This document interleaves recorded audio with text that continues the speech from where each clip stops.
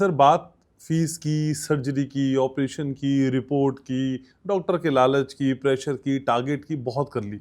Sir बात आगे तब बढ़ जाती है जब बात पहुंच जाती है ऑर्गन ट्रैफिकिंग तक। आपके अंगों की तस्करी हॉस्पिटल में हो जाए एक बड़ी साठगांठ के साथ, और जिसमें ऐसे खुलासे हों कि डॉक्टर भी इन्वॉल्व, हॉस्पिटल भी इन्वॉल्व। सर ये क्या है? ये दिल दहलाने वाला है, ये ठीक नहीं है। मैं भी न्यूज़ में देखता रहता हूँ, ये अच्छी चीज़ नहीं है। देखिए, इसमें क्या है, ऑर्गन ट्रांसप्लांट जब मेडिकल साइंस डिस्कवर करके इस चीज़ को लाया, तो हम लोग इसको एक माइलस्टोन, जो इम्पॉर्टेंट ब्रेक थ्रू मानते हैं मेडिकल का, एक ऑर्गन ट्रांसप्लांट ब्रेक थ्रू था कि दूसरे व्यक्ति का अंग लेके उस व्यक्ति में लगा दिया जिसका अंग काम नहीं कर रहा। प्रत्यारोपण, अंग प्रत्यारोपण जब आया था तो एक मेडिकल बूम था, लेकिन उसका इतना गलत इस्तेमाल होगा। अच्छा, गलत इस्तेमाल होने के रोकने के लिए जो कानून बने, हर कंट्री के कानून अलग, हर कंट्री के स्टेट के कानून अलग, उसके लिए इतने बैरिकेड बनाए गए, उसके बाद भी देखिए इसमें गोरखधंधा हो जा रहा है। एक नहीं अनेकों बिचौलिए इसमें मिल जाते हैं, और ये सच है। मतलब अनगिनत डॉक्टरों को जानता हूं, ट्रांसप्लांट के डॉक्टर के, स्ट्रॉन्ग एथिकल, क्योंकि ऐसी न्यूज आती तो मैं उन लोगों से पूछता हूं कि तुम्हारा मन कभी नहीं करता है कि तुम भी गलत काम करो? तो बोला सर भूखे मर जाएंगे, लेकिन ये तो नहीं कर पाएंगे। अब क्या है उसमें, ऑर्गन ट्रैफिकिंग में एक नेक्सस समझाता हूं जिससे आप समझ लेंगे कि इसका कैसे रेप्लिका होता है ऑर्गन ट्रांसप्लांट का। बांग्लादेश में गया हुआ था एक जगह लेक्चर लेने के लिए, तो एक मिनिस्टर साथ में, तो उन्होंने बताया कि 12,500 किडनी ट्रांसप्लांट के केसेज, उस समय की बात कर रहा हूँ, पर ईयर इंडिया जाते हैं।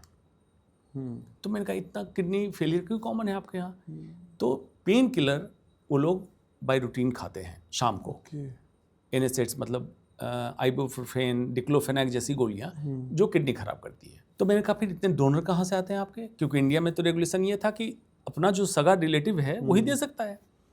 तो उनके यहाँ क्या सिस्टम है, अब इसी समझिए कि किस लेवल पे अंग प्रत्यारोपण की समस्या होती है। क्योंकि इंडिया में कानून है, अच्छा ट्रांसप्लांट इंडिया में है, बांग्लादेश में नहीं था, इधर नहीं था, म्यांमार, नेपाल, अभी शायद नेपाल में चालू हुआ है जी। तो बताया कि ऑफिशियली एक एजेंसी होती है जो अपनी बीवी से ऑन पेपर तलाक कराते हैं, एक यंग महिला से ऑन पेपर शादी होती है, वो एज वाइफ इंडिया आती है, 2 लाख रुपए उसके घर वालों को पहले दिया जाता है, इंडिया आती है, पत्नी के रूप में इंडिया में प्रेजेंट होती है, सारा डॉक्यूमेंट्स दिया जाता है, और उसका किडनी लेके उस मेल को, उस जो रिच है उसको लगा दिया जाता है। जब इंडिया से वापस दोनों ठीक होके जाते हैं तो 3 लाख और डोनर को दिया जाता है, डिवोर्स कराया जाता है, फिर ओरिजिनल जो उसकी वाइफ थी उससे मैरिज होती है। ये नेक्सस का हिस्सा था सिर्फ अंग प्रत्यारोपण के लिए। इसी चीज को जो कानून इतने अच्छे सरकार ने बनाया हर पॉइंट पे कि चेक एंड बैलेंस हो, उसको तोड़ने के लिए कुछ लोग इन्वॉल्व होते हैं। उसमें अफसोस बस बीच में न्यूज में आया था कुछ डॉक्टर भी इन्वॉल्व पाए गए, तो गलत हो गया।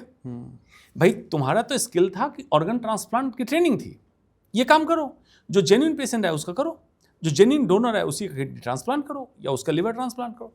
ये गड़बड़ी हुई तो बदनाम ज्यादा डॉक्टर क्यों होगा? बिचौलिए का नाम तो देखिए कोई भी नहीं जानता होगा कि डॉक्टर से ये उम्मीद नहीं थी।